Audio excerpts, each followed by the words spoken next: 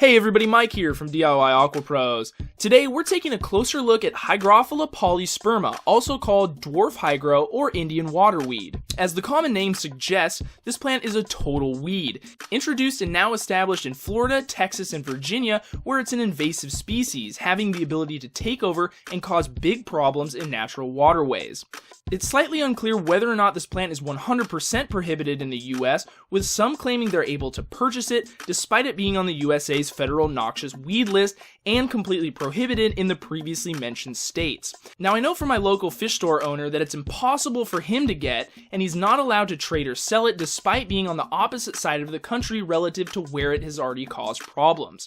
I accidentally got this batch from an eBay seller when I was attempting to get something else. Now, it's really too bad that this plant is pretty much outlawed because it looks great and can grow extremely fast under a super wide range of light and water parameters.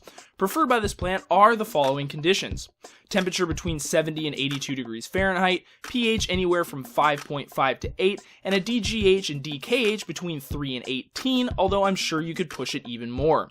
Hygrophila polysperma demands very little in the planted tank, capable of growing well under extremely low nutrient concentrations as well as low light. It makes for an excellent beginner plant. I hypothesize this plant has extremely sensitive enzymes capable of utilizing minute nutrient concentrations when compared to others, and is one of the reasons why this plant can be so invasive in the wild.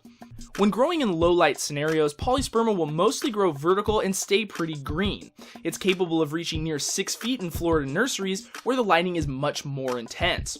In the aquarium under medium to high full spectrum lighting, this plant will bend more, achieving slightly more horizontal growth where the nodes will develop new shoots on their own. The tips will also turn a more yellow, even pink color. When immersed, tips will only extend a few inches out of the water where they'll make a white to slightly bluish flower. Another type of polysperma is the sunset variety that is very similar but can turn a beautiful purple color under the right lighting. This plant can quickly take over a planted tank, but luckily it's extremely tolerant to multiple trimmings and always seems to look better and better the more I cut things back.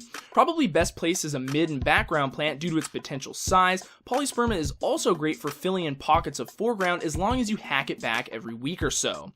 I also really like this plant because of its overall color. It's a very light green, almost yellow under certain lighting schemes, but it really helps to create a contrast in the aquascape when set next to darker green plants. Here you can see the plant up close in a high light scenario, and now in another tank with a pretty low light input.